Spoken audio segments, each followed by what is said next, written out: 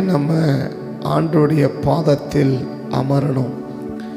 ஏன் ஆண்டவருடைய பாதத்தில் அமரணும்? கண்ணீரை எல்லாம் களிப்பாக மாற்றிவன்னா ஆண்டவருடைய சமூகத்திலே நம்ம அமரணும். நம் கண்ணீர்களை எல்லாம் களிப்பாக மாற்றிக்கொள்ள வேண்டுமானால், நம் கண்ணீர்களை எல்லாம் களிப்பாக மாற்றணும் அப்படின்னா நம்ம ஆண்டவருடைய சமூகத்தில் நம்ம அமரணும். இன்றைக்கி கண்ணீர்கள் எவ்வளோ பேருக்கு களிப்பாக மாறுகிறது. கண்ணீர் மாறுகிறது ஒரு அனுபவம், கண்ணீர் களிப்பாய் மாறுகிறது மற்றொரு அனுபவம். கண்ணீர் மாறுகிறது ஒரு அனுபவம், கண்ணீர் களிப்பாய் மாறுகிறது மற்றொரு அனுபவம். ஆண்டவர் கண்ணீரை மாற்ற விரும்பலை, கண்ணீரை களிப்பாக மாற்ற விரும்புகிறார். களிப்பாக அப்படின்னா ஒரு உச்சகட்ட சந்தோஷம். அந்த களிப்பு அப்படின்றது சந்தோஷம், மகிழ்ச்சி, அக்களிப்பு இல்லை களிப்பு அப்படின்னா உச்சகட்டமான மகிழ்ச்சி இல்லை அதிகப்படியான சந்தோஷம். இந்த வாரம் முழுவதும் நம்ம கவனிக்கும்போது அந்த ஒரு வார்த்தையே திரும்ப திரும்ப சொல்லின்னு வர்றதை கவனிக்க முடியுது. அதிகப்படியான சந்தோஷம் வைக்குவேன், அதிக மகிழ்ச்சியாக வைக்க, நீ ரொம்ப சந்தோஷமாக இருக்கணும்னு நான் விரும்புகிறேன் அப்படின்றதையே இந்த வாரம் முழுவதும் கர்த்தர் பேசுகிறதை நம்ம என்ன செய்ய முடியுது, கவனிக்க முடியுது. அதை தான் இந்த காலை வேளையிலையும் கூட கண்ணீராக இருக்கிற உன்னை அக்களிப்பாக என்ன செய்யணும், களிப்பாக மாற்றணும். கண்ணீரை களிப்பாக மாற்றணும்னா ரொம்ப சந்தோஷமாக மாற்றணும், இல்லை ரொம்ப மகிழ்ச்சியாக மாற்றணும். அதை இன்னொரு பணியில் சொன்னால், எந்த அளவுக்கு நீ துக்கப்பட்டையோ அந்த அளவுக்கு உன்னை சந்தோஷமாக மாற்றணும். அப்படி தான் 90ஆம் சங்கீதத்தில் மோசே ஜெபிக்கிற ஜெபத்தில் ஒரு ஜெபம். என்ன ஜெபம்? நாங்கள் துன்பத்தை கண்ட நாட்களுக்கு ஈடாக எங்களை மகிழ்ச்சியாக்கும். எங்கள் கண்ட நாட்களுக்கு ஈடாக எங்களை என்ன செய்யும், எங்களை மகிழ்ச்சியாக்கும் என்று 90ஆம் சங்கீதத்திலே மோசேயினுடைய ஜெபம் இல்லையா? மோசேயினுடைய ஜெபம் 90ஆவது சங்கீதம். தேவரீர் எங்களை சிறுமைப்படுத்தின நாட்களுக்கும் நாங்கள் துன்பத்தை கண்ட வருஷங்களுக்கும் சரியாக எங்களை என்ன செய்யும், மகிழ்ச்சியாக்கும். அப்படின்னா எத்தனை வருஷம், எவ்வளவு நாட்கள், எவ்வளவு நான் துன்பப்பட்டனோ, எவ்வளவு நான் வேதனைப்பட்டனோ, எவ்வளவு நான் கண்ணீர் வடிச்சனோ, எவ்வளவு நான் கலங்கினோ, அதுக்கு ஈக்குவலாக என்ன செய்யுங்க, எங்களை சந்தோஷப்படுத்துங்கப்பா, எங்களை மகிழ்ச்சியாக்குங்கப்பா அப்படின்னு அழகாக என்ன செய்கிறார், மோசே ஜெபிக்கிறார். ஆனால் மோசே ஜெபிச்சதை போல் ஆண்டவர் வைக்கலை. அதை விட தேவன் எப்படி வைக்க விரும்புகிறார்னா, அவங்க துன்பத்தை கண்ட நாட்கள், சிறுமைப்பட்ட நாட்கள் 215 வருஷம்தான். 215 வருஷம்தான் அவங்க சிறுமைப்பட்ட நாட்கள், அவங்க துன்பப்பட்ட நாட்கள். 215 கூட இருக்குமான்னு சரியாக சொல்ல முடியாது. எனக்கு 4வது தலைமுறையில் வெளியில் வந்துடுவீங்கன்னு ஆண்டவர் சொன்னார். அப்போ மோசனுடைய 4வது தலைமுறை என்ன பண்ணிட்டாங்கன்னா வெளியே வந்துட்டாங்க. யோசேப்பு காலத்தில் உள்ளே போனாங்க. யோசேப்பு காலத்துக்கு அடுத்தது என்ன செஞ்சாங்கன்னா லேவி, அம்ராம் அப்படி போட்டு கோகாய் போட்டு மோசே, ஆரோன் என்பது தலைமுறையில் 4வது தலைமுறையில் வெளியே வந்துட்டாங்க. அப்படியே கணக்கெடுத்துல கூட ஒரு 215 வருஷம்தான் அவங்க எப்படி இருந்தாங்கன்னா சந்தோஷமாக, அது வேதனையாக இருந்தாங்க, துக்கமாக இருந்தாங்க, கஷ்டமாக இருந்தாங்க, கவலையாக இருந்தாங்க.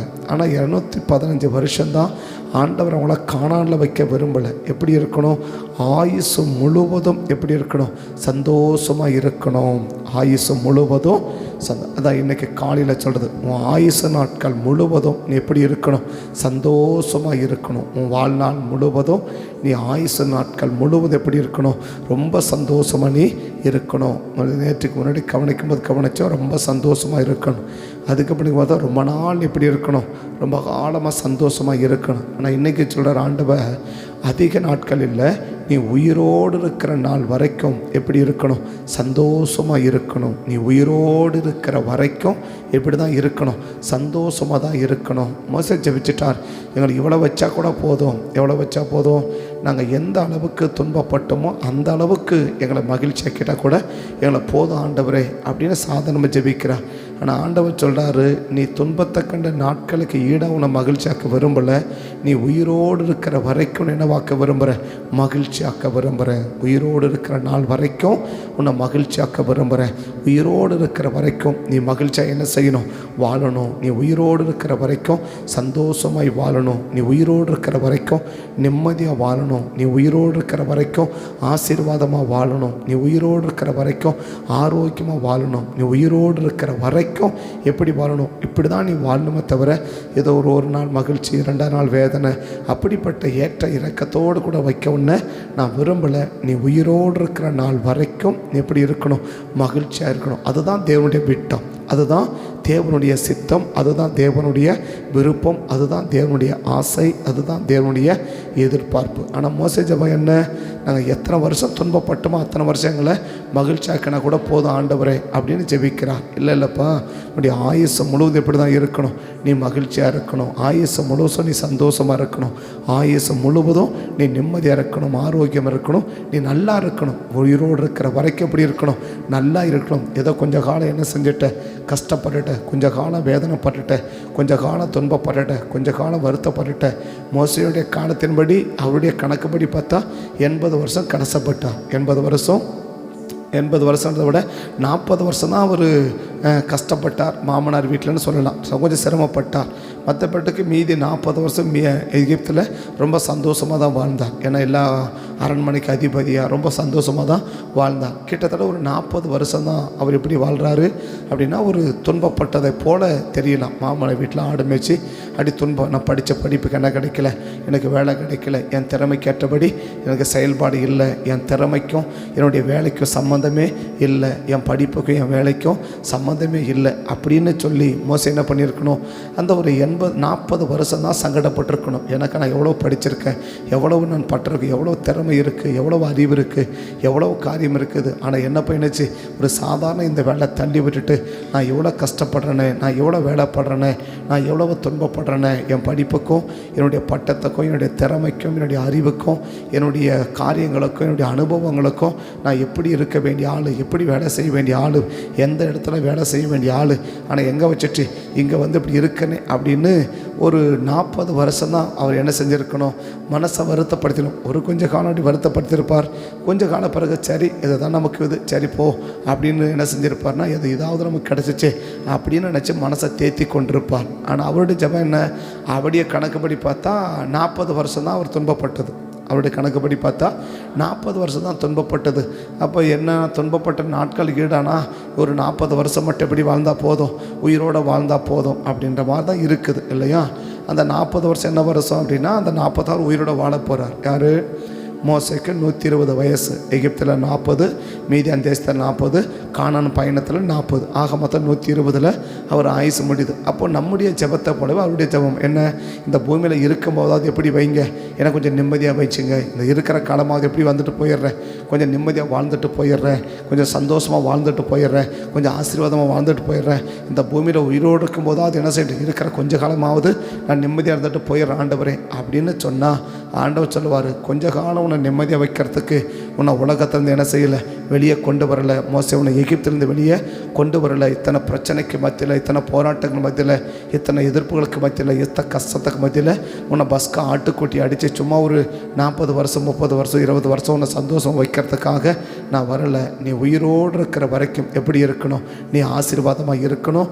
நீ மரித்த பிறகும் எப்படி இருக்கணும், நித்திய காலமாகவும் நீ சந்தோஷமாகவே இருக்கணும். அதுக்காக தான் என்ன செஞ்சுருக்கிறேன், உன்னை எவ்வளோ சிரமப்பட்டு இவ்வளோ சிரமத்துக்கு மத்தியில் உன்னை போக மாட்டேன்னு சொன்ன உன்னை போக வச்சு பல அனுபவங்களை கற்றுக் கொடுத்து, பல படிப்புகளை கற்றுக் கொடுத்து, பலவிதமான காரியத்தை உன்னை நடத்தி என்ன செஞ்சுருக்கிறேன், உன்னை கொண்டு வந்திருக்கிறேன் அப்படின்னு ஆண்டவர் சொல்லுகிறதை போல் நம்ம என்ன செய்ய முடியுது, உணர முடியுது. அப்போ நம்ம ஆயுசு முழுவதும் நம்ம உயிரோடு இருக்கிற வரைக்கும் நம்ம எப்படி இருக்கணும்னு விரும்புகிறார், சந்தோஷமாக இருக்கணும்னு கர்த்தர் விரும்புகிறார், சந்தோஷமாக இருக்கணும்னு விரும்புகிறார். அதனால தான் ஆண்டவர் என்ன செய்கிறார்னா, என்னுடைய பாதத்தில் என்ன செய்ய வேண்டும், அமர்ந்திருக்க வேண்டும். கொஞ்ச காலம் கண்ணீர் வடிச்சிட்ட, கொஞ்ச காலம் கஷ்டமாக இருந்துட்ட, கொஞ்ச காலம் துக்கப்பட்டுட்ட, கொஞ்ச காலம் வேதனைப்பட்டுட்ட, கொஞ்ச காலம் விசனப்பட்டுட்ட, கொஞ்ச காலம் மன சங்கடமாக இருந்துட்டேன், கொஞ்ச காலம் மன நொறுங்கி போச்சு, மன வேதனைப்பட்டுச்சு. ஏசாயா சொல்லுவார், இமை பொழுது என்ன செஞ்சீங்க, என்னை கைவிட்டீங்க, ஆனாலும் உருக்கமான இரக்கங்களால் என்னை சேர்த்து கொண்டீங்க. அப்போ ஒரு நொடி கைவிட்டால் என்ன ஆகிடும், பயங்கரமான ஆபத்து, பயங்கர பிரச்சனை, பயங்கர போராட்டம். அப்படி பல போராட்டங்களை சந்திச்சிட்டேன், பல நிஷ்டங்களை சந்திச்சிட்டேன், பலவிதமான துன்பம், பலவிதமான பாடு, பலவிதமான வேதனை. அப்படி இருக்கும்போது இதெல்லாம் ஒரு கொஞ்ச காலத்தில் வச்சேன், ஆனாலும் என்ன செய்ய போகிறேன், உன்னை நித்திய காலமாய் இல்லை அநேக நாட்கள் நீ ஜீவனுள்ள நாள் வரைக்கும் நீ சந்தோஷமாக இருக்கணும், நீ உயிரோடு இருக்கிற காலம் வரைக்கும் எப்படி இருக்கணும், சந்தோஷமாக இருக்கணும்னு கர்த்தர் விரும்புகிறார். அதுதான் தேவன் நமக்கு சொல்லுகிற அந்த காலை வெளியில். அப்போ ஆண்டவருடைய சமூகத்தில் நம்ம என்ன செய்யணும், அமர்ந்திருக்கணும். இதை தான் நம்மளை அழைக்கும் போதே மார்க் 3:14 பார்த்தீங்கன்னா, ஆண்டவருடைய அழைக்கும் போதே எப்படி தான் அழைக்கிறார்னா, மார்க் 3:14 அப்பொழுது அவர் 12 பேரை தெரிந்து கொண்டு, முதல் கேட்டகரியை சொல்கிறான், அவங்க என்னோடு கூட என்ன செய்யணும், இருக்கணும். அவன் என்னோடு கூட என்ன செய்யணும், இருக்கணும். தம்மோடு கூட என் கூட அவங்க இருக்கணும், என் கூடவே என்ன செய்யணும், இருக்கணும். என் கூடவே அவங்க இருக்கணும். என்னை விட்டு அவங்க என்ன செய்யவே கூடாது, பிரியவே கூடாது. என்னை விட்டு அவங்க என்ன செய்யக்கூடாது, விலகவே கூடாது. எனக்கு அவங்களுக்கு ஒரு பிரிவினையை ஏற்படுத்திக்கவே கூடாது. என் கூடவே அவங்க இருக்கணும், என் கூடவே இருக்கணும், என் கூடவே இருக்கணும் என்பது தேவனுடைய பிரதான ஒரு ஆசையாகவோ இல்லை எதிர்பார்ப்பாகவோ இல்லை ஏக்கமாகவோ என்ன செய்கிறது, இருக்கிறது நம்ம பார்க்க முடியுது. அப்போ ஆண்டவரை கேட்கணும், ஏன் ஆண்டவரே நாங்கள் உங்களோட கூட இருக்கணும். அப்போ உங்களோட கூட இருந்துட்டால் மற்ற காரியங்கள்லாம் எப்படி இருக்கும், என்ன இருக்கும் என்பதை கவனிச்சுன்னா, என் கூட இருந்தால் தான் உன் கண்ணீரை நான் என்னவா மாற்ற முடியும், களிப்பாக மாற்ற முடியும். என் கூட இருந்தால் தான் உன்னுடைய கண்ணீரை என்ன செய்ய முடியும், களிப்பாக மாற்ற முடியும். என்னோட கூட இருக்கிறத நீ விட்டுட்டு அங்கே இங்கே நீ அலைஞ்சி திரிகிற ஆளாக இருப்பன்னா உன் துக்கத்தை என்னால் என்ன செய்ய முடியாது, களிப்பாக மாற்ற முடியாது, களிப்பாக மாற்ற முடியாது. அலைஞ்சி திரிகிறவருடைய கண்ணீரை ஒரு நாள் கர்த்தர் மாற்ற மாட்டார். அலைந்து திரிகிறவருடைய கண்ணீரை ஆண்டவர் ஒரு நாள் கர்த்தர் மாற்ற மாட்டார். அமர்ந்திருப்போமானால் நம்முடைய கண்ணீரை தேவன் களிப்பாக மாற்றுவார். கண்ணீரை மாற்றுகிறது ஒரு அனுபவம், கண்ணீரை களிப்பாய் மாற்றுகிறது ஒரு அனுபவம். நம்ம மேலே சொன்னால் துக்கம் சந்தோஷமாக மாறும்னு சொன்னதை போல் நம்ம கண்ணீரை தேவன் களிப்பாக மாற்றுறான். சந்தோஷம்னா முதல் படி, மகிழ்ச்சினா 2வது படி, களிப்புன்றது 3வது படி. சந்தோஷம், மகிழ்ச்சி, களிப்பு, இது அக்களிப்பு, அது ஆக்களிப்புன்னு சொல்லுவாங்க. அது 3வது படி. அந்த களிப்புன்றது 3வது படி. அதனால தான் உச்சகட்டமான சந்தோஷம் எப்படி இருக்கணும், உயிரோடு இருக்கிற நாள் வரைக்கும் இருக்கணும். அப்போ ஆண்டவருடைய சமூகத்தில் அமர்ந்திருக்கணும் என்பது ஆண்டவருடைய பெரிய விருப்பம். அப்போ ஆண்டவருடைய சமூகத்தில் அமர்ந்திருந்தவங்க எல்லாரும் என்ன செஞ்சாங்கன்னா, அந்த கண்ணீரை களிப்பாக மாற்றிக்கொண்டார்கள். கண்ணீரை களிப்பாக மாற்றிக்கொண்டார். இன்னும் சொல்லப்போனால், அந்த கண்ணீர் இருக்கிற நேரத்திலேயாவது, அந்த கஷ்டமாக இருக்கிற நேரத்திலேயாவது, அந்த துக்கமாக இருக்கிற நேரத்திலேயாவது, அந்த உபத்திரவமான நேரத்திலேயாவது, அந்த சங்கடமான நேரத்திலேயாவது, அந்த பலவீனமான நேரத்திலேயாவது என்ன செய், என் கூட இருப்பா, என் கூட என்ன பண்ணு இரு. அந்த நெருக்கமான நேரத்தில், மற்ற நேரங்களில் இருக்கணும், பட்டு அந்த நேரத்தில் கூட இல்லைன்னா கூட எப்போவாவது இரு. ஒரு நெருக்கம் வரும்போதாவது என்ன செய், என்னுடைய சமூகத்தில் இரு. என் நெருக்கம் ஒரு நெருக்கம் வரும்போதும், ஒரு கஷ்டம் வரும்போதும், ஒரு பாடு வரும்போதும், ஒரு பலவீனம் வரும்போதும், ஒரு துக்கம் வரும்போது கூட என்ன பண்ணிடாத, என் சமூகத்தில் அமர்ந்திருக்காமல் அங்கே இங்கே இப்படி என்ன பண்ணிடாத, அலைஞ்சு தெரியாத. கஷ்டமான நேரத்திலேயாவது எங்கே இரு, என் சமூகத்தில் அமர்ந்துரு. அந்த கண்ணீரான நேரத்திலாவது என்ன பண்ணு, என் சமூகத்தில் அமர்ந்துரு. அப்படி இந்த கண்ணீரான நேரத்தில் என் சமூகத்தில் அமர்ந்திருந்தால் கூட நான் என்னவா மாற்றிருவேன், உன்னுடைய கண்ணீரை களிப்பாக என்ன செஞ்சிருவேன், மாற்றிருவேன் அப்படின்னு ஆண்டவர் சொல்லுகிறதை நம்ம உணர முடிகிறது அவருடைய செயலை வைத்து. ஒருவேளை ஆண்டவர் அப்படிப்பட்ட வார்த்தையை சொல்லலை. என்ன சொல்லலை, என் சமூகத்தில் அமர்ந்திருந்தால் தான் உன் கண்ணீரை களிப்பாக மாற்றுவேன் அப்படின்னு சொல்லலை. ஆனால் மாறா என்ன, அவருடைய செயல்பாடுகளை வச்சு நம்ம என்ன செய்ய முடியுது, அவருடைய செயல்பாடுகளை வச்சு நம்மளை என்ன செய்ய முடியுது. கர்த்தர் என்ன செய்ய விரும்புகிறாரு, அவருடைய சமூகத்தில் அமர்ந்திருக்குன்னு விரும்புகிறாரு. அவருடைய சமூகத்தில் அமர்ந்திருந்தால் தான் நம்ம கண்ணீரை ஆண்டவர் களிப்பாக மாற்றுகிறார் என்பதை நாம் என்ன செய்ய முடியும், அவருடைய செயல்பாடுகளை வைத்து நம்ம என்ன செய்ய முடியும், புரிஞ்சிக்க முடியும். யோசுவா 7ஆம் அதிகாரத்துக்கு நீங்கள் வேதத்தை திருப்பினீங்கன்னா, யோசுவா 7ஆம் அதிகாரத்துக்கு நீங்கள் வேதத்தை திருப்பினீங்கன்னா, யோசுவாவின் புஸ்தகம் 7ஆம் அதிகாரம் 4வது வசனத்திலேருந்து நீங்கள் வாசிச்சிங்கன்னா, யோசுவா 7:4 வாசிச்சிங்கன்னா, அப்படியே ஜனங்களில் ஏறக்குறைய 3000 பேர் அவ்விடத்து ஆயு பட்டணத்துக்கு நேராக போனார்கள். ஆனாலும் அவன் ஆயின் மனுஷருக்கு முன்பாக முறிந்தோடினார்கள். ஆயின் மனுஷர் அவர்களில் ஏறக்குறைய 36 பேரை என்ன செய்தார்கள்? வெற்றி போட்டார்கள். பட்டண வாசல் வெளி துவக்கி துரத்தி மலை இறக்கத்திலே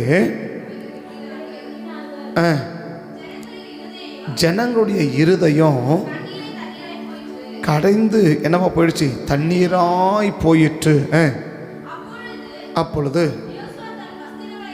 யோசுவா தன் வஸ்திரங்களை கிழித்து கொண்டு அவனும் இஸ்ரவேல் மூப்பரும் சாயங்காலம் மட்டும் கர்த்தரின் பெட்டிக்கு முன்பாக தரையிலே முகங்குப்புற விழுது தங்கள் தலையின் மேல் புழுதியை போட்டுக்கொண்டு கிடந்தார்கள். அங்கே தேவ சமூகத்தில் இப்போ மோசம் என்ன செய்கிறா?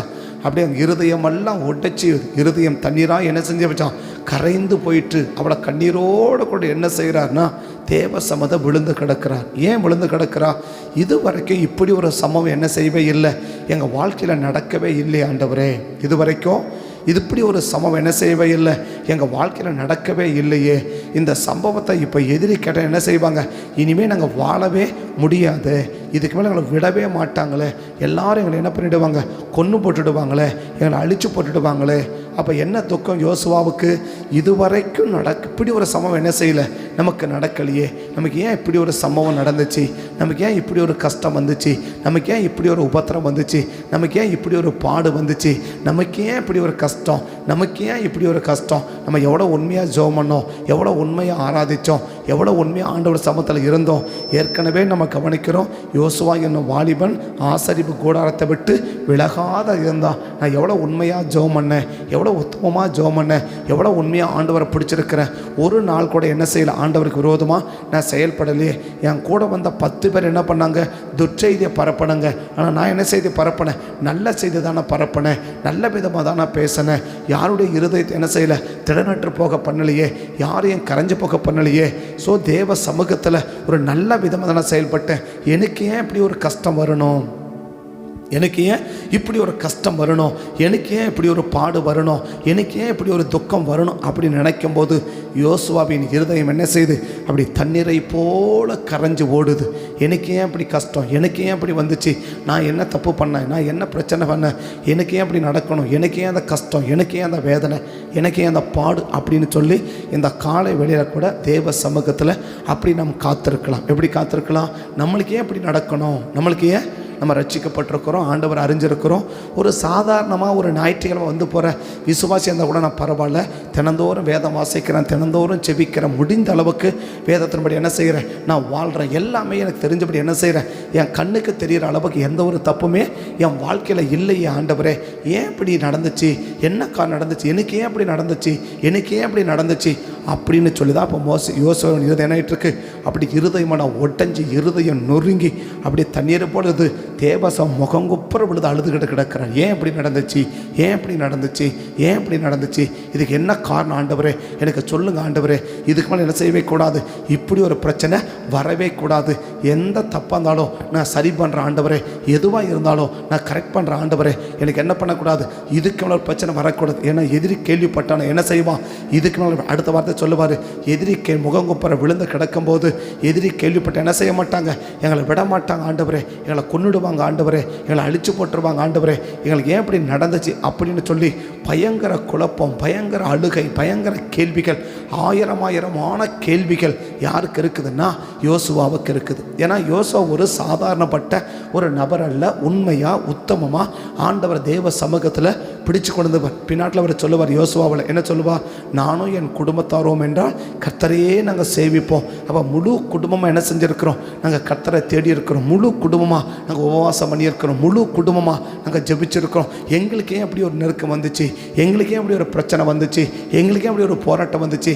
ஒருவேளை ஜெபிக்காத ஆளை என்ன சொல்லலாம், நம்ம ஜெபிக்கலை அதனால தான் கஷ்டம் வந்துச்சுன்னு நினைக்கலாம். ஒருவேளை ஆலயத்துக்கு போகாத என்ன செய்யலாம், சின்னம்ம சர்ச்சுக்கு சரியாக போகிறதில்ல அதனால் வந்துச்சுன்னு எடுத்துக்குவேன். இல்லைன்னா ஒரு உண்மையாக இல்லைன்னா கூட சரி நம்ம உண்மையாக இல்லை அதனால் கர்த்தரை ஆஸ்வதிக்கலை அப்படி எடுத்துக்குவேன். ஆனால் எந்த பக்கம் பார்த்தாலும் என் கண்ணுக்கு தெரிஞ்சபடி என்ன கிடையாது, ஒரு தவறு இருக்கிறத போல் எனக்கு தெரியல, ஒரு கஷ்டம் நான் ஒரு மீறுதல் செஞ்சதை போல் எனக்கு தெரியல, ஒரு தவறு என் வாழ்க்கையில் இருந்ததை போல் எனக்கு தெரியல, நான் என்ன தான் செஞ்சுறேன், நான் என்ன தான் பண்ணட்டும் அப்படி பயங்கரமான குழப்பத்தில் அந்த கண்ணீரும் இருதயமாக நான் ஒட்டஞ்சி இருதயமாக நான் நொறுங்கி அடுத்தது என்ன செய்யறதுன்னே புரியாமல் அடுத்தது என்ன நடக்கும், எதிரி இதை கேள்விப்பட்ட என்ன பண்ணிவிடுவான், எங்களை அடித்து நொறுக்கிடுவான், எங்களை கொன்னே போட்டுருவான், நாங்கள் வாழவே முடியாது அப்படின்ற பலவிதமான நடந்ததை வச்சியும் பிரச்சனை, நடக்க போகிறத வச்சும் பிரச்சனை, ஒரு இக்கட்டான நிலைமையில தான் இப்போ யோசுவா என்ன செய்கிறார்னா கர்த்தருடைய சமூகத்தில் விழுந்து கிடக்கிறார்.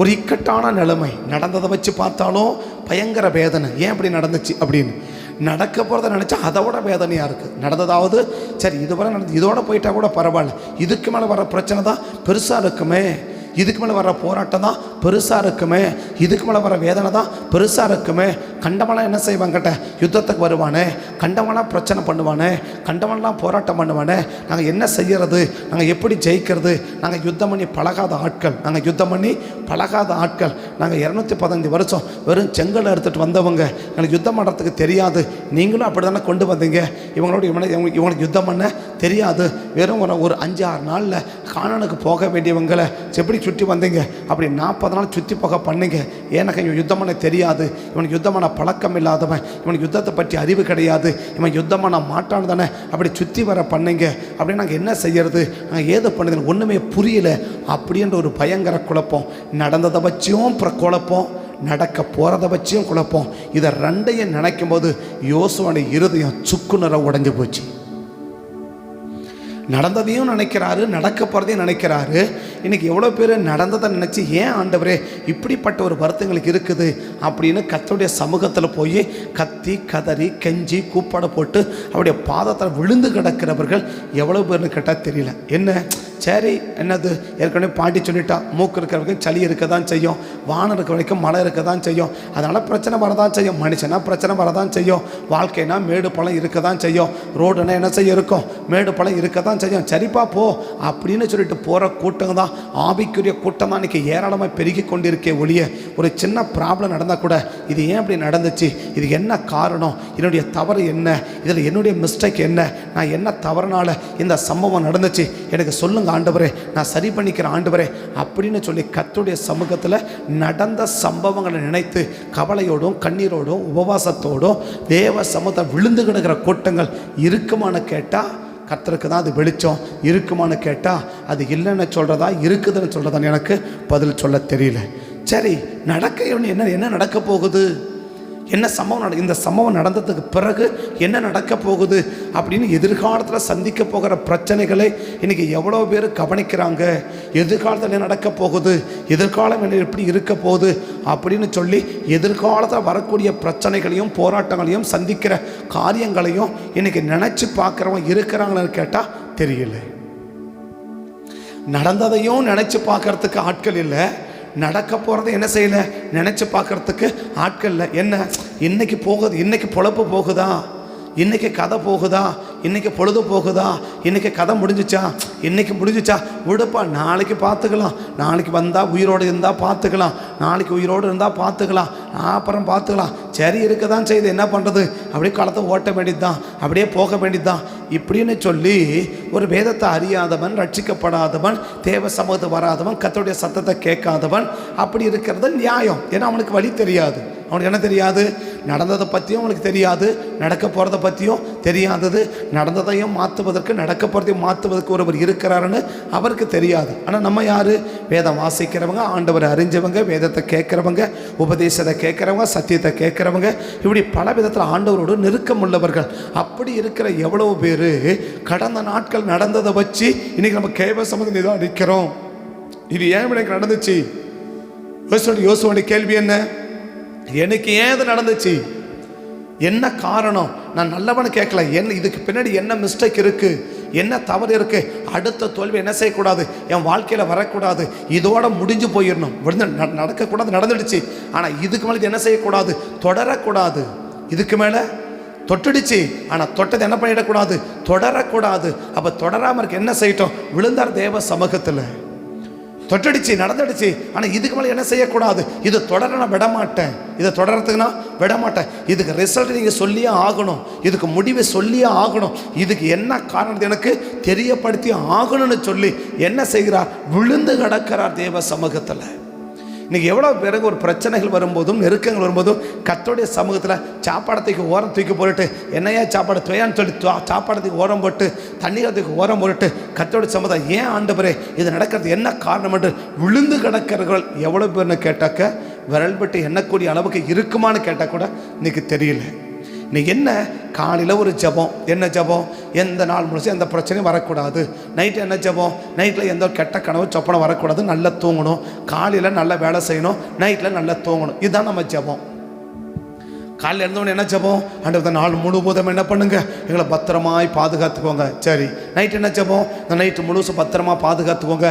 ஏன், நைட்டில் நல்லா நாங்கள் தூங்கணும், பகலை எங்கே நல்லா வேலைக்கு போய் கை நிறைய சம்பாதிக்கணும், கை நிறைய சம்பாதிக்கணும், சாப்பிட்ணும், தூங்கணும், வேலைக்கு போகணும், சாப்பிட்ணும், தூங்கணும், வேலைக்கு போகணும், சாப்பிட்ணும், தூங்கணும். இதுதானுக்கு நம்ம இதை மையப்படுத்தானுக்கு ஜபங்கள் இருக்கே ஒழிய, ஒரு பிரச்சனைகள் வரும்போது, ஒரு நெருக்கடி வரும்போது, ஸோ நார்மலாக இருக்கும்போது கூட நீ விட தேவையில்லை, நார்மலாக இருக்கும்போது கூட நீ விட தேவைன்னு சொல்லலை, அப்படி நான் சொல்கிறேன். அப்படி இருக்கும்போது கூட என்ன செய்யலாம், கொஞ்சம் சரி கொண்டு பிரச்சனைகளை விடுப்பா அப்படின்னு இருக்கலாம். ஆனால் பிரச்சனை எப்படி இருக்குது, தலைக்கு மேலே இருக்குது, என்ன பண்ணுறதுன்னு புரியல, என்ன நடக்குதுன்னே தெரியல. இப்போ இந்த பிரச்சனையாக இருக்குது, நாளைக்கு என்ன பிரச்சனை வரும்னு தெரியல. அப்படி கடந்த காலத்தில் நினைக்கும் போதும் பிரச்சனையாக இருக்குது, எதிர்காலத்தில் நினைக்கும் போதும் பிரச்சனையாக இருக்குது, நிகழ்காலத்திலையும் பிரச்சனையாக இருக்குது, எல்லா காலமே போராட்டம் இருக்குது. இதுக்கு என்னதான் சொல்யூஷன், இதுக்கு என்னதான் வழி, இதுக்கு என்னதான் தீர்வு அப்படின்னு சொல்லி இன்னைக்கு கர்த்தருடைய சமூகத்தில் விழுந்து கிடக்கிறவங்க இருக்கிறாங்களான்னு கேட்டால் தெரியல. இன்னைக்கு என்ன நினைக்கிறோம், பிரச்சனைகள் மாறணும், பிரச்சனை மாறணும். பிரச்சனை எப்படி மாறும், பிரச்சனை எப்படி மாறுச்சு? ஒவ்வொரு முறையும் மோசேவானாலும் சரி, ஒரு பிரச்சனையா நேராக ஓடி போவார். ஐயா அப்படி பிரச்சனை, என்ன செய்யட்டும், ஒரு பிரச்சனையா உடனே ஓடுவார். ஐயா ஜனங்களை தண்ணி இல்லைன்னு சொல்றாங்க, என்ன போறட்டும், சாப்பாடுன்னு சொல்றான், என்ன போறட்டும், ஐயா எதிரி வந்துட்டான், என்ன பண்ணட்டும். அவன் அடிக்கடி எங்க போயிட்டே இருப்பாரு, நினைச்சா ஓடிடுவாரு, நினைச்சா ஓடிடுவாரு. என்னது, ஒரு பெண்ண பிரச்சனையை பார்த்தா போதும், அவரை அடுத்து மோசம் எங்க பார்க்கலாம், நேராக தேவ சமூகத்தில் பார்க்கலாம்.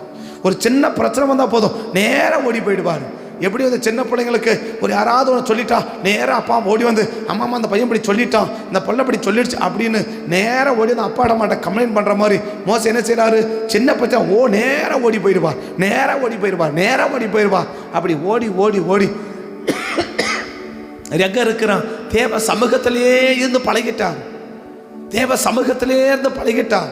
இன்னைக்கு எவ்வளோ பேருங்க சின்ன பிரச்சனையானாலும் பெரிய பிரச்சனையாலும் ஆண்டவரே எப்படி இருக்கப்பா அப்படின்னு கர்த்தருடைய சமூகத்தை நாடுறவங்களும் கர்த்தருடைய சமூகத்தில் விழுந்து கிடக்கிறவங்களும் இன்னைக்கு எவ்வளோ பேர் இருக்கிறாங்கன்னு கேட்டால் விரல் விட்டு எண்ணக்கூடிய இருக்குமான்னு தெரியல நம்முடைய சபையில் சொல்கிறேன்.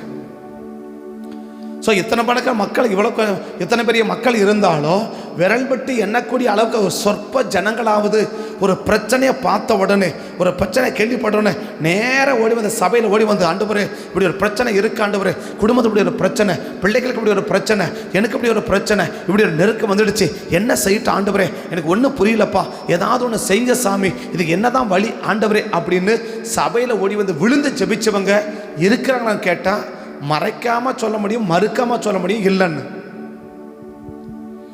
எத்தனை பேர் அன்னைக்கு எந்த காரியத்தை கொண்டு ஓடி வந்து சபையில் விழுந்து, ஐயா எனக்கு உதவி செய்யுங்க, எனக்கு ஹெல்ப் பண்ணுங்க, எனக்கு ஏதாவது செய்யுங்கப்பா, சிக்கலில் மாட்டிக்கிட்டேன், எனக்கு என்ன செய்யுதுன்னு புரியல ஆண்டவரே அப்படின்னு சொல்லி நேராக ஓடி வந்த கர்த்தருடைய சமூகத்தை விழுந்து ஐயா உதவி செய்யுங்கன்னு ஒருவேளை சில மணிக்கணக்காவது, யோசுவா நாள் கணக்காக விழுந்து கிடக்கிறாரு, நம்ம அட்லீஸ்ட் ஒரு மணிக்கணக்காவது, ஒரு மணி நேரமாவது, இல்லை ஒரு அரை மணி நேரமாவது, இல்லை ஒரு 2-3 மணி நேரமாவது இன்னைக்கு தேவ சமூகத்தில் விழுந்து கிடக்கிறவங்க இருக்கிறாங்களான்னு கேட்டால் இல்லைன்னு சொல்ல முடியுது. அப்போ எப்படி கண்ணீர்கள் கழிப்பாக மாறும், எப்படி துக்கம் சந்தோஷமாய் மாறும், பாட்டு பாடிட்டா மாறிடுமா? உங்கள் துக்கம் சந்தோஷம் மாறிடுமா? அப்படி மாறிட்டா போதுமா? அப்படி பாட்டு மட்டும் மாட்ட கத்தர் மாத்திருவாரா என்ன? விழுந்து கிடக்கிறா, என்ன செய்தனே புரியல. நடந்த சம்பவம் ஏகமா இதுவரைக்கும் நடக்காத சம்பவம். என் வாழ்க்கை என்ன செய்வேன், இப்படி ஒரு சம்பவத்தை நான் பார்க்கவே இல்லை. நான் சொல்றேன், எகிப்தோடு வெளியே ரட்சிக்கப்பட்ட 2 தலைமுறை ஆகி போச்சு. மோசேயின் தலைமுறையில பார்த்தேன், இப்படி ஒரு சம்பவம் என்ன செய்யல, நடக்கல. என்னுடைய தலைமுறையிலையும் பார்க்கிறேன், இப்படி ஒரு சம்பவம் என்ன செய்யல, நடக்கவே இல்லை. இதுவரைக்கும் நடக்காது என் வாழ்க்கையில நடக்குதே. இதுவரைக்கும் சந்திக்காத பிரச்சனையை சந்திக்கிறனே, இதுவரைக்கும் சந்திக்காத போராட்டத்தை சந்திக்கிறனே, இதுவரைக்கும் சந்திக்காத கஷ்டத்தை நான் சந்திக்கிறனே, இதுவரைக்கும் சந்திக்காத வேதனையை சந்திக்கிறனே, இதுவரைக்கும் சந்திக்காத குறைவை சந்திக்கிறனே, இதுவரைக்கும் இப்படி ஒரு பிரச்சனை வாழ்க்கை என்ன செய்வே இல்லை, சந்திக்கவே இல்லையே. அப்படி சந்திக்காத பிரச்சனையை சந்திக்கும் போது எவ்வளவு பேர் தேவ சமூகத்தை விழுந்து கர்த்தருடைய முகத்துணைக்கு காத்திருப்பதற்கு ஆயத்தமா இருக்கிறோம். இதுவரைக்கும் சந்திக்கல பிரச்சனை, இதுவரைக்கும் அந்த பிரச்சனை போராட்டத்தை சந்திக்கல, அந்த நெருக்கத்தை சந்திக்கல, அந்த கஷ்டத்தை சந்திக்கல, அந்த உபத்திரத்தை சந்திக்கல. புதுசா இருக்கு, இதுவரைக்குமே நடக்கலையே. பல ஆண்டுகள் ரட்சிக்கப்பட்டாச்சு, பல ஆண்டுகள் இருக்கிற, ஆனா இப்படி ஒரு சம்பவம் என்ன செய்யவே இல்லை, நடக்கவே இல்லை. என் காதல நான் கேள்விப்படக்கூட இல்லையே. நாங்கள் தோற்று போனதா சரித்திரமே இல்லையே ஆண்டவரே. ஒரு பெரிய தலைவனுக்கு இருந்தோம், அதான் 40 வருஷமா பார்த்துட்டோம், என்ன இல்லை, ஒரு தோல்வியை பார்க்கல. என்னுடைய தலைமுறை விடும் போதும் அடுத்த ஜெனரேஷன் வந்து போச்சு, நானும் குறிப்பிட்ட காலம் வரைக்கும் பார்த்துட்டேன், இப்படி ஒரு தோல்வியை பார்க்கல. ஆனால் இதுவரைக்கும் நடக்காதது நடக்குதே. அப்போ எப்போவாவது தேவ சமூகத்தில் விழலாம், நடக்காது. இதுவரைக்கும் நடக்காதது நமக்கு வாழ்க்கையில் நடக்கும்போது இப்படி இதுவரைக்குமே நடக்கலையே, இப்படி ஒரு சம்பவம் நடக்கலையே, அப்படின்ற போதாவது வந்து விழணும்ல. ஆனா யோசனை என்ன செய்யறா, அங்கங்க ஓடல. 3000 பேர் போனீங்களா, சரி மொத்த பேரை கூப்பிட்டு அடுத்தபடி போலாம், அப்படி போகல. தேவன் அவனுக்கு தெரியும், கொஞ்சம் பேரை கொண்டாகிலும் அதிக பேரை கொண்டாலும் ரட்சிப்பதற்கு தேவனுக்கு என்ன இல்லை, தடை இல்லைன்னு சொல்லி அமித்ஷா காலத்தில் தான் ஆண்டவர் சொல்லுவார், எப்பா இருக்கிற ஜனத்தோட போப்பா, இஸ்ரவேல் யாரும் என்ன பண்ணாத துணைக்கு நீ கூப்பிடாத, நீ கடந்து போயிட்டே இரு, நான் உனக்கு என்ன செய்வேன், ஜெயம் கொடுப்பேன். கர்த்தருக்கு என்ன தெரியும், கொஞ்சம் பேரை கொண்டாகிலும் அதிக பேரை கொண்டாகிலும் ரட்சிக்க என்ன இல்லை, தேவனுக்கு தடை இல்லை. அமைச்ச காலத்திலும் சொல்லுவார், யோனத்தான் காலத்திலும் சொல்லுவார், யோனத்தான் சொல்லுவார், கர்த்தர் கொஞ்சம் பேரை கொண்டாகிலும் ரொம்ப பேரை கொண்டாகிலும் ரட்சிக்க தேவனுக்கு என்ன இல்லை, தடை இல்லைன்னு சொல்லி 1 சாமுவேல் 14ஆம் அதிகாரத்தில் யோனத்தான் சொல்லுவார் இல்லையா. அப்ப தேவஜனுக்கு என்ன புரிஞ்சுக்கிறோம், நம்ம ஒரு பிரச்சனை வரும்போது எங்க போய் விழுந்துரு, தேவ சமூகத்தில் விழுந்துடு. வாசிக்கலாம் யோசுவா 7ஆம் அதிகாரத்தில், யோசுவா 7ஆம் அதிகாரத்தில் இப்போ வாசிக்க 5ஆம் வசனத்திலிருந்து, யோசுவா 7:5 ஆகியன் மனுஷன் ஏறக்குறைய 36 பேரை வெட்டி போட்டார்கள். பட்டண வாசலில் வெளி துவைக்கி செபையும் மட்டும் அவர்களை துரத்தி மலை அருகிலே அவர்களை வெட்டினார்கள். ஜனங்களின் இருதயம் கரைந்து தண்ணீராய் போயிட்டு, அழுகையை அடக்கவே முடியல. அந்த கனிந்த போச்சு என்ன அர்த்தம், அடக்கிக் கொள்ளவே என்ன செய்யல, கண்ணீரை அடக்கவே முடியல, கண்ணீரை நிறுத்தவே முடியல. நினைச்சா தாரதாரியா என்ன செய்யுது, கண்ணீர் வடியுது, என்ன செய்யுதுன்னே புரியல. ஏன், நடந்ததை பார்த்தாலும் கண்ணீரா இருக்குது, நடக்கிறத பார்த்தாலும் பயமா இருக்குது. அதை நடந்ததை நினைச்சாலும் கண்ணீரை அடக்க முடியல, நடக்க போறதை நினைச்சாலும் கண்ணீரை அடக்க முடியல. அடக்க முடியாத கண்ணீரோடு கூட தேவ சமூகம் என்ன செய்யறாங்க, விழுறார்கள். வாசிக்கலாம் தொடர்ந்து. அப்பொழுது யோசுவா தன் வஸ்திரங்களை கிழித்துக் கொண்டு அவனும் இஸ்ரவேல் மூப்பரும் சாயங்காலம் மட்டும் கர்த்தரின் பெட்டிக்கு முன்பாக தரையிலே முகங்குப்புற விழுந்து காலையிலிருந்து சாயங்காலம் வரைக்கும் அசைய கூட இல்லை. இதுக்கு சொல்யூஷன் கிடைக்கிறவங்க என்ன செய்ய மாட்டேன், நான் எழவே மாட்டாண்டவரே. அப்போ காலையிலேருந்து கர்த்தருடைய பெட்டிக்கு விழுந்து கிடக்கிறாங்கன்னா அப்போ அவன் என்ன செய்யலப்போ, அவன் சாப்பிடல இல்லையா, எப்படி விழுந்து கிடக்கிறான், உபவாசம் பண்ணி விழுந்து கிடக்கிறான் இல்லையா. அப்போ உபவாசம், அந்த உபவாசம் எப்படிப்பட்ட உபவாசம், ஒரு கடுமையான உபவாசம். எப்படிப்பட்ட கடுமையான, தண்ணி கூட குடிக்கல, விழுந்து கிடக்கான அர்த்தம். எழுவையில ஒருத்த கூட விழுந்து இடத்துட்டு என்ன செய்யல, தண்ணி குடிக்க எலும்பல, சாப்பிட எலும்பல, எதுக்கு இல்லை. எனக்கு ஒரு சொல்யூஷன் கிடைக்கணும், எனக்கு ஒரு முடிவு தெரியணும், எனக்கு ஒரு முடிவை தெரிய என்ன செய்ய மாட்டேன், நான் விட மாட்டேன். ஜனங்க ஒரு பக்கம் கத்தி கதறாங்க, அழுகையை அடக்கவே முடியல, துக்கத்தை அடக்கிக் கொள்ளவே முடியல. நடந்தது நினைச்சாலும் துக்கமா இருக்குது, நடக்க போறத நினைச்சாலும் துக்கமா இருக்குது. என்ன செய்யறது, இக்கட்டில் மாட்டிக்கிட்டோம், இக்கட்டில் முடிச்சுக்கிட்டோம். ஆனால் தாவீது சொல்லுவார் 18ஆம் சங்கீதத்தில், எனக்கு உண்டான நெருக்கத்தில் கர்த்தரை நோக்கி என்ன செஞ்சேன், நான் கூப்பிட்டேன், தமது ஆலயத்திலிருந்து அவர் தம்முடைய சத்தத்தை என்ன செஞ்சா? அவர் கேட்டா. என்னுடைய கூப்பிட சத்தம் அவர் செவிகளில் போய் ஏறிட்டு, அவர் செவிகளில் போய் ஏறிட்டு. எனக்கு உண்டான நெருக்கத்தில் கர்த்தரை நோக்கி நான் கூப்பிட்டேன். தேவ சமூகத்திலிருந்து என் சத்தத்தை கேட்டா. என் கூப்பிடுதின சத்தம் அவர் செவியில் என்ன பண்ணிச்சான்? ஏறிட்டு என்றார். நான் சொல்ற சத்தம் அவர் காதுல என்ன பண்ணுச்சு?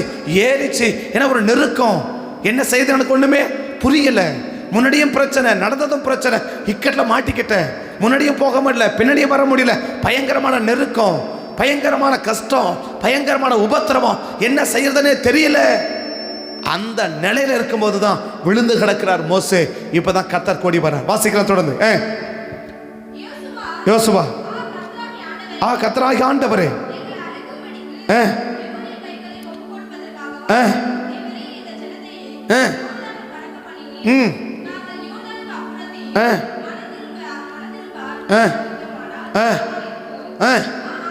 ஆண்டவரே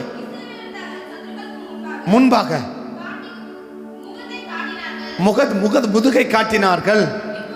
இப்பொழுது நான் என்ன சொல்லுவேன்? கானானியரும் தேசத்தின் குடிகள் யாவரும் இதை கேள்விப்பட்ட உடனே எங்களை வளைந்து கொண்டு எங்கள் பேரை இந்த பூமியில இல்லாதபடி என்ன பண்ணிடுவாங்க? வேறற்று போக பண்ணிடுவாங்க. என் குடும்பத்தை கருவறுத்துடுவான், எங்க சந்ததியை கருவறுத்து போடுவான், இந்த பூமியில எங்க வம்சமே இல்லாத அளவுக்கு ஆக்கிடுவான். எதை கேள்விப்பட்டா? 1000 மனுஷரை அவனை அடிச்சுட்டாங்கடா, அப்ப நம்மளும் என்ன செஞ்சிடலாம்? நம்மளும் அடிச்சிடலாம், நம்மளும் ஜெயிச்சிடலாம் அப்படின்னு நினைச்சானா இந்த பூமியில எங்க வம்சம் என்ன செய்யாது? இல்லாத அளவுக்கு வேரோட பிடிக்கப்பட அர்த்தம். கருவறுத்து போட்டுருவான், எங்களை இல்லாம ஆக்கி போட்டுருவான், எங்க சந்ததியை இல்லாம ஆயிடும். நினைக்கும் போது என்ன செய்யுது? துக்கத்தை அடக்கி கொள்ளவே முடியல. இன்னைக்கு நடக்கிற பிரச்சனையை நினைக்கும் போது எத்தனை பேருக்கு அவ்வளவு பெரிய துக்கத்தோட தேவசம் நிக்கிறோம்? நடந்தது நினைச்சாலும் துக்கம், நடக்க போறது நினைச்சாலும் ஐயோ இந்த பிரச்சனை எப்படி சமாளிக்கிறது, இதை எப்படி ஃபேஸ் பண்றது, இந்த நிலைமை தொடருமானால் நிலைமை எப்படியாக முடியும், எப்படியாக நடக்கும் என்று சொல்லி நடக்க போற பிரச்சனை நினைக்கும் போது இன்னைக்கு எவ்வளவு பேர் கண்ணீரோடு கூட ஓடி வந்து ஆண்டவரே இதுக்கு ஒரு சொல்யூஷன் ஏற்படுத்த மாட்டீங்களா, இதுக்கு ஒரு முடிவு கட்ட மாட்டீங்களா, இது ஒரு விடுதலையை தர மாட்டீங்களா, இது ஒரு மாற்றத்தை ஏற்படுத்த மாட்டீங்களான்னு சொல்லி எத்தனை பேருங்க தேவ சமத்தை விழுந்து கிடக்க முடியுது? இன்னைக்கு எத்தனை பேர் ஊரெல்லாம் சுத்த முடியுது, உலகமெல்லாம் சுத்த முடியுது, அங்கெல்லாம் ஓட முடியுது, இங்க ஓட முடியும், அங்க எங்கேயும் ஓடி கிடக்கிறான். ஆனா எத்தனை பேர் சொல்யூஷன் கிடைக்கிற தேவ சமூகத்தை வந்து விழுந்து கிடப்பதற்கு இன்னைக்கு என்ன கிடையாது? இன்னைக்கு விருப்பங்கள் இல்லை. சத்துரு அப்படியாக என்ன செஞ்சிட்டான்? மனதை மாற்றி போட்டு விட்டான். அப்படியாக சத்துரு என்ன பண்ணிட்டான்? அவனை அலக்கழிக்க வச்சுட்டான். அங்க ஓடுறாங்க, இங்க ஓடுறோம், அங்க ஓடுறோம், எங்கெங்கே ஓடுறோம், தவிர சொல்யூஷன் கிடைக்க தேவ சமூகத்தை என்ன செய்ய முடியல. இன்னைக்கு விழுந்து கிடக்க முடியல, விழுந்து கிடக்க நேரமும் இல்லை. பஸ் ஸ்டாண்ட்ல காத்து கிடக்க நேரம் கிடக்குது, ஹாஸ்பிட்டல்ல காத்து கிடக்க நேரம் கிடக்குது, ரயில்வே ஸ்டேஷன்ல காத்து கிடக்க நேரம் கிடக்குது, ஏன் மளிகை கடையில கூட காத்து கிடக்க நேரம் கிடக்குது. ஆனா கர்த்தருடைய சமூகத்தை மட்டும் காத்து கிடக்க நேரங்கள் இல்லை. மளிகை கடையில கூட 1/2 hour வெயிட் பண்றோம், மெடிக்கல் ஸ்டோர் போனா ஒரு 1/2 hour வெயிட் பண்றோம், டாக்டர் ஹாஸ்பிட்டல் போனா 1/2 hour வெயிட் பண்றோம், பஸ் ஸ்டாண்டுக்கு போனா மணிக்கணக்க வெயிட் பண்றோம். ஆனா தேவ சமூகத்துல வந்தா மட்டும் என்ன செய்ய முடியல? வெயிட் பண்ணி கர்த்தருடைய சமூகத்தை விழுந்து கிடப்பதற்கு இன்னைக்கு நமக்கு நேரமே கிடையாது. இல்லை ஏன் கண்ணீர் கழிப்பா மாறல தெரியுமா? விழுந்து கிடந்த பிறகு கர்த்தர் சொன்னா. இப்ப கர்த்தர் பேசுற பாருங்க. சாயங்கால நேரத்தில் கர்த்தர் வந்து நின்று யோசுவா 7ஆம் அதிகாரத்தில் அப்பொழுது கர்த்தர் யோசுவாவை நோக்கி, எழுந்திரு, நீ இப்படி முகங்குப்புற விழுந்து கிடக்கிறது. எப்ப வந்தாரு? விழுந்த உடனே வரல, சாயங்காலம் வர்றார். ஏன்? என் சமூகத்தில் எவனார் விழுந்து கிடக்கிறானே, என் சமூகத்தை நீ பார்க்கல, எவனார் தான் உட்கார்ந்து பார்க்கறனே, எங்கெங்கயோ உட்கார்ந்து கிடக்கிறல்ல, எங்கெங்கயோ ஓடி கிடக்கிறல்ல, ஏன் சமூகத்தில் எவ்வளவு நேரம் உட்கார நான் பார்க்கறனே. உட்கார உனக்கு விருப்பம் இருக்கா? யார் உட்கார முடியும்? விருப்பம் இருக்கிறவன் தான் உட்கார முடியும். சொல்லி ஏன் நம்ம செய்ய முடிய மாட்டிருக்கு? விருப்பம் இல்லாதனால நம்ம செய்யல, அவ்வளவுதான். கர்த்தர் சொல்றது ஏன் நம்ம செய்ய முடியல? விருப்பம் இல்லை, அதனால நம்ம செய்யல, அவ்வளவுதான். ரெண்டாவது காரணம், ரெண்டாவது கட்டம் தான். ஆனா விருப்பங்கள் இல்லை. விருப்பம் இல்லை, அதனால நம்ம செய்யல, அவ்வளவுதான் விஷயம். அப்ப யோசுவா காண்டவர் பார்க்கிறா, சரி எங்கெங்கயோ ஒயின்னு கிடக்கிறல்ல, எங்கெங்கயோ ஓடுறல்ல, என் சமூகத்தை எவ்வளவு விழுற பார்க்கறனே, எவ்வளவு காத்திருக்க நான் பார்க்கறனே, என் சமுதிரம் உட்கார உனக்கு விருப்பம் இருக்கா நான் பார்க்கறனே அப்படின்னு இது வரைக்கும் வரவே இல்லை. காலையில் போனாரு, விழுந்து கிடக்கிறாங்க, அழுறாங்க, ஜனங்களெல்லாம் கத்துறாங்க. இவங்க ஒரு பக்கம் அழுறாங்க, ஜனங்க ஒரு பக்கம் அழுறாங்க. பயங்கர அழுகுற முழு இஸ்ரவேல் சபை எப்படி இருக்குது? பயங்கர அழுகையோடு இருக்குது. ஆனால் இத்தனை அழுகைக்கு பிறகும் தேவன் எப்போ வரலன்னா உடனே வரல. ஏன் வரல? என் சமூகத்தில் எவ்வளவு நேரம் இருக்கிறீங்கன்னு நான் பார்க்குறேன்ப்பா. என் சமூகத்தில் எவ்வளோ இருக்குன்னு என்ன செய்கிறேன்? நான் பார்க்குறேன். சாயங்காலம் கர்த்தர் வந்தா, சாயங்காலம்னா கிட்டத்தட்ட 7 மணி, அதான் சாயங்காலம் முடிகிற நேரம் 7 மணி. 7:01 தான் இரவு ஆரம்பிக்குது. அப்போ சாயங்காலம் இது வரைக்கும் 3 மணிலேருந்து 7 மணி வரைக்கும் சாயங்காலம், 3 மணிலேருந்து 7 மணி வரைக்கும் சாயங்காலம். அப்போ சாயங்காலம்னு சொன்னால் கிட்டத்தட்ட 7 மணிக்கு வராரு. என்னுடைய கணிப்புப்படி ஒருவேளை யோசுவா ஒரு 7 மணிக்கு ஆண்டவசம் விழுந்தா கூட 12 மணி நேரம் உபவாசத்தோட கத்துறாரு, 12 மணி நேரம் உபவாசத்தில் கதறாரு, 12 மணி நேரம் உபவாசத்தை என்ன செய்கிறாரு? அழுது புலம்பி முழு சபையும் கத்தரை நோக்கி கதறிக்கொண்டு இருக்குது. 12 மணி நேரம் தேவ சமூகத்தை அமர்ந்திருக்கிற ஒரு மனுஷனுக்கு 12ஆம் மணி நேரத்தில் கத்தரை வராரு. என்னப்பா பிரச்சனை? என்னவோ பிரச்சனை சொல்லு, என்ன பிரச்சனை? இதுதான் நடந்துச்சு, இப்படி தான் நடந்துச்சு. ஆனால் அந்த கண்ணீரை உனக்கு என்னவா மாற்ற விரும்புகிறேன், கழிப்பாக மாற்றுறேன். எரிகோவில் நீங்கள் ஒன்றுமே எடுக்கல தானே, ஆனால் ஆயுப்பட்ட இருக்கிற மொத்தமாக உனக்கு நான் கொடுக்குறேன். எரிகோவில் நீ ஒன்றுமே எடுக்க வேணாம்னு சொல்லிட்டேன். எரிகோவில் பொண்ணு வெள்ளி வெங்கலம் எதுவுமே தொடக்கலாம்னு சொல்லிட்டேன். ஆனால் இவ்வளோ அழுந்துருக்கிறல்ல, இவ்வளோ துக்கப்படுறல்ல, அதில் ஒன்று செய்கிறேன். இந்த ஆயுப்பட்டணத்தில் என்னென்ன இருக்குதோ மொத்தத்தை நீ எடுத்துக்கோ. மொத்தத்தை என்ன பண்ணு, நீ எடுத்துக்கோ. இந்த ஆயை முறியடிக்கிறதுக்கு பிளானை கொடுத்தாரு. ஆயை முறியடிக்கிறாங்க. ஒரு பெரிய சந்தோஷத்தோட கூட ஆயை முறியடித்து ஆயுளுக்களை எல்லா விதமான பொருட்களையும் அவன் கொள்ளையிடுகிறதை வேதம் எழுதுவதற்கு மறக்கவில்லை. எப்போ தெரியுமா? அதிகமான நேரம் தேவ சமூகத்தில் விழுந்து கிடக்கும்போது தான் நம் கண்ணீரை தேவன் என்னவா மாற்ற முடியும்? களிப்பாக கர்த்தர் மாற்ற முடியும். 8ஆம் அதிகாரம் நடக்க சமா வீட்டு போய் வாசித்துக்கோங்க. நேரம் நான் முடிக்கிறேன். அந்த 8ஆம் அதிகாரம் சொல்லுவார், ஆய் என்ன செய்கிறேன்? உனக்கு கையில் ஒப்பு கொடுக்குறேன். ஆயினை முறியடிக்குவேன், ஆயினை ஜெயிச்சிருவேன். ஆயிலுக்களை எல்லா விதமான உடைமைகளும் என்ன பண்ணு, நீ எடுத்துக்கொள் என்று சொல்லி யோசுவாவின் கண்ணீரை களிப்பாக மாற்றினா. அதுக்கு பிறகு யோசுவாவின் வாழ்க்கையில் என்ன இல்லை தெரியுமா? கண்ணீரே கிடையாது. இந்த 7ஆம் அதிகாரத்தை கண்ணீரை மாற்றினார் பற்றியா? இந்த விழுந்து கிடக்கும்போது கண்ணீரை மாற்றினார் பற்றியா? இந்த 7ஆம் அதிகாரத்துக்கு பிறகு யோசுவாவின் கண்களில் என்ன வரவே இல்லை? கண்ணீர் வரவே இல்லை. வாழ்நாள் முழுவதும், ஆயுசு முழுவதும், உயிரோடு இருக்கிற வரைக்கும் யோசுவா என்ன வடிக்கலை? கண்ணீர் வடிக்கிற நிலைமையை யோசுவாக்கு என்ன செய்யவே இல்லை, ஏற்படுத்தவே இல்லை.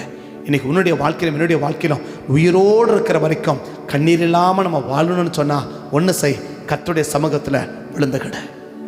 ஒருவேளை எல்லா நேரத்தில் விழுந்து கிடக்க முடியலனா கூட நெருக்கடியான நேரத்தில், துக்கமான நேரத்தில், பிரச்சனைகளான நேரத்தில், போராட்டமான நேரத்தில், கஷ்டமான நேரத்தில், வருத்தமான நேரத்தில், குறைவு வருகிற நேரத்திலேயாவது கர்த்தருடைய சமூகத்தை விழுந்து, ஆண்டவரே என்ன நடந்திருக்கு, ஆண்டவரே ஏதாவது ஒன்று செய்யுங்கப்பா, எதிர்காலம் என்ன நடக்க போகுது, இப்போ என்ன நடக்குது, ஏதாவது ஒன்று செய்யுங்க ஆண்டவரேன்னு சொல்லி கர்த்தருடைய சமூகத்தில் விழுந்து கிடக்கிற நபரா நாம் இருப்போமானா நாம் கண்ணீரை களிப்பாக மாற்றுவா. அந்த கண்ணீர் இருக்கணும். நீ உயிரோடு இருக்கிற வரைக்கும் கண்ணீர் இல்லாமல் வாழணும், இல்லை உயிரோடு இருக்கிற வரைக்கும் நீ சந்தோஷமாக வாழணும்னு சொல்லி இந்த காலை வெள்ளை கர்த்தர் நம்மோடு கூட இடைப்படுகிறா. கண்களை மூடுவோம், கர்த்தரை நோக்கி பார்ப்போம். கண்களை மூடுவோம், கர்த்தரை நோக்கி பார்ப்போம். உம்முகம் பார்க்கணுமே, உம்மழகை ரசிக்கணுமே, உம்முகம் பார்க்கணுமே, உம்மழகை ரசிக்கணுமே, உம் பாதம் அமரணுமே, உம் பாதம் அமரணுமே, உம் சித்தம் அறியணுமே, உம் சித்தம் அறியணுமே. கர்த்தருடைய சமூகத்தில் வந்திருக்கிறோம். இந்த காலை வேளத்தில் கர்த்தர் தீர்த்தமாக உணர்த்துகிறது, நீ உயிரோடு இருக்கிற வரைக்கும் சந்தோஷமாக இருக்கணும். நீ உயிரோடு இருக்கிற வரைக்கும் நீ சந்தோஷமாக இருக்கணும். நீ உயிரோடு இருக்கிற வரைக்கும் சந்தோஷமாக இருக்கணும். இது தேவனுடைய விருப்பம், இது தேவனுடைய ஆசை, இது தேவனுடைய எதிர்பார்ப்பு, இது தேவனுடைய ஏக்கம், இது தேவனுடைய பெருமூச்சு. ஏன்னா அதுக்காக தான் சிலுவையில் வந்தது, அதுக்காக தான் அடிக்கப்பட்டது, அதுக்காக தான் நொறுக்கப்பட்டது, அதுக்காக தான் ரத்தம் சிந்தினது, அதுக்காக தான் ஜீவனை விட்டது, அதுக்காக தான் உயிரோடு கூட எழுந்தது. நான் இருந்ததே இதுக்கு தான்ப்பா, நான் வந்ததே இதுக்கு தான். நான் சந்தோஷமாக வாழ வைக்கணுன்றதுக்காக தான் நான் வந்ததே. நீ ஐஸ்வர்யம் நான் வாழ வேண்டும் என்பதான். நான் தரித்திரமானேன், உன்னை நல்லா வாழ வைக்கணும் தான் அந்த பூமிக்கு நான் வந்ததே. நீ நல்லா வாழலைன்னா அந்த நோக்கமே நிறைவேறாமல் போயிடும். நான் பட்ட கஷ்டமெல்லாம் வீணாக போயிடும், நான் பட்ட வருத்தமெல்லாம் வீணாக போயிடும். நீ உயிரோடு இருக்கிற வரைக்கும் சந்தோஷமாக வாழணும். நீ உயிரோடு இருக்கிற வரைக்கும் சந்தோஷமாய் வாழணும். அதுக்காக நான் எடுத்த முயற்சி, பட்ட பிரயாசம், பட்ட கஷ்டம், துப்பனது, அடி வாங்கினது, உடம்பெல்லாம் கிழிக்கப்பட்டது, ரத்தம், எல்லாம் இதுக்காக தான். நீ உயிரோடு இருக்கிற வரைக்கும் சந்தோஷமா வாழணும். ஒன்னே ஒன்று செய், தேவ சமூகத்தில் அமர்ந்துரு. தேவ சமூகத்தில் அமர்ந்துரு. நாட்களிலாவது எவ்வளவு நேரம் தேவ சமூகத்தில் அமர்ந்திருக்க முடியுமோ, நேரங்களை வீணடிக்காம, காலங்களை வீணடிக்காம, அங்கே இங்கே சுத்தாம, செல்போன்களெல்லாம் கொஞ்சம் விற்பனை வச்சுட்டு தேவ சமூகத்தில், ஆண்டவரே என்ன செய்ய போறீங்கப்பா, இந்த நெருக்கத்துக்கு பிறகு என்ன செய்ய போறீங்கப்பா, எதிர்காலத்தில் என்ன செய்ய போறீங்கப்பா அப்படின்னு சொல்லி இந்த காலை வேளையிலாவது கர்த்தருடைய சமூகத்தில் நம்ம விழுந்து கிடந்தோம்னா, காத்திருந்தோம்னா, நம்ம கண்ணீரை களிப்பாய் மாற்றி உயிரோடு இருக்கிற வரைக்கும் உன்னை சந்தோஷமாக வைக்க கர்த்தர் ஆயத்தமாக இருக்கிறார். பரிசுத்த பிதாவே, ஒருவேளை கடந்த நாட்களில் உங்கள் சமூகத்தில் நாங்கள் விழுந்து கிடக்காமல் போனது தான், உங்கள் பாதத்தில் அமர்ந்தில்லாமல் போனது தான், எங்கள் பிரச்சனைகள் மாற்றப்படாத போனதுக்கும், நாங்கள் கண்ணீரோடும் வேதனையோடும் துன்பத்தோடு வாழ்கிறதற்கும் காரணமானா இந்த காலை வடிவங்களை அர்ப்பணிக்கிறேன்ப்பா, எங்களை ஒப்பு கொடுக்குறேன். யோசுவா ஒரு பெரிய தேவ மனித, காலையிலேருந்து சாயங்காலம் வரைக்கும் முகங்கொப்புற விழுந்து தண்ணி குடிக்காமல், சாப்பிடாமல், எதுக்கும் அசையாமல், ஆண்டவரே ஆண்டவரே ஆண்டவரேன்னு சொல்லி கர்த்தருடைய சமூகத்தில் கதறிக்கொண்டிருந்ததுனால கர்த்தர் யோசுவாக்கு, யோசுவா நீ எவ்வளவு துன்பப்பட்டையோ அதை விட மேலான ஒரு சொந்தம் கொடுக்குறேன். எரிகோல எதுவுமே எடுக்க வேணான்னு சொல்லிட்டேன், ஆனால் ஆயுப்பட்டணம் மொத்தம் உனக்கு தான், ஆயிருக்கிற மொத்த ஆசீர்வாதம் உனக்கு தான். எல்லாத்தையும் எடுத்துக்கோ, எல்லாத்தையும் எடுத்துக்கோ. 7ஆம் அதிகாரத்துக்கு பிறகு யோசுவாவின் கண்களில் கண்ணீர் இல்லை. யோசுவாவின் கண்களில் கண்ணீர் இல்லை.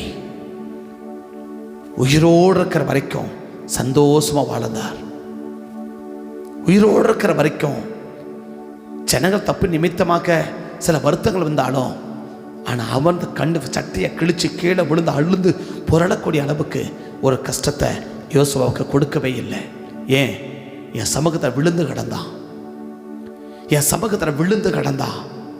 சாப்பாடத்துக்கு ஓரம் போட்டுட்டான், சுகபகத்துக்கு ஓரம் போட்டுட்டான், முகங்கொப்புற விழுந்து ஆண்டவரேன்னு சொல்லி கதறிக்கொண்டிருந்த யோசுவாவுக்கு தான் அப்படிப்பட்ட ஒரு கருத்தை செய்வார்னா, இன்னைக்கு நீங்களும் நானும் அப்படி தேவ சமூகத்தில் விழுந்து கிடக்கிற ஒரு அனுபவம் இருந்தால் நம்முடைய வாழ்க்கையிலும் உயிரோடு இருக்கிற வரைக்கும் கர்த்தர் நம்முடைய கண்ணீர் இல்லாமல், துக்கம் இல்லாமல் சந்தோஷமாக வாழ கர்த்தர் உதவி செய்வார். பரிசுத்த பிதாவே, இந்த காலை வேளையில் தேவ சமூகத்தில் அமர்ந்திருப்பதற்கு, தேவ சமூகத்தில் விழுந்து கிடப்பதற்கு அர்ப்பணிக்கப்பட்ட, ஒப்பு கொடுக்கப்பட்ட ஒவ்வொரு பிள்ளைகளும் உயிரோடு இருக்கிற வரைக்கும் சந்தோஷமாக வாழ வைங்கப்பான்னு சொல்லி கர்த்தருடைய சமூகத்தை நிற்க ஊழியக்காரன் நான் மனப்பூர்வம் வாழ்த்தி ஆசீர்வதிக்கிறேன். சாமி, எங்கள் பிள்ளைகள் உயிரோடு இருக்கிற வரைக்கும் சந்தோஷமாக வாழணும் ஆண்டவரே, உயிரோடு இருக்கிற வரைக்கும் சந்தோஷமாய் வாழணும் ஆண்டவரே.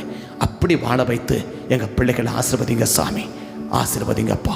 தேவக்கரத்தில் அர்ப்பணிக்கிறேன், ஒப்பு கொடுக்குறேன். இந்த நாள் முழுவதையும் நீர் பொறுப்பெடுத்துக் கொள்ளும், ஆளுக செய்யும், ஆசீர்வதியும், நடத்தும். எதிரான ஆயுதங்கள் எல்லாம் வாய்க்காமல் போகட்டும். தேவக்கரம் எங்களை தாங்கி நடத்தட்டும். ஒப்பு கொடுக்குறோம், காத்து ஆசீர்வதிங்க. சகல துதிகளை மகிமை எல்லாம் ஒருவருக்கே செலுத்துகிறோம். அப்பிரயோஜனம் ஊழியக்கார கடமை செஞ்சிருக்கிறேன். இயேசுவின் நாமத்தை ஜெபிக்கிறேன் நல்ல பிதாவே, ஆமென். என் ஆத்துமாவை கர்த்தரை ஸ்தோத்திரி, முழுமே பரிசுத்த நாமத்தை ஸ்தோத்திரி. என் ஆத்துமாவை கர்த்தரை ஸ்தோத்திரி, கர்த்தர் செய்த சகல உபகாரங்களையும் மறவாதே. ஆமென், ஆமென். கர்த்தர் ஆஸ்வதிப்பார். ஸ்தோத்திரம், ஸ்தோத்திரம்.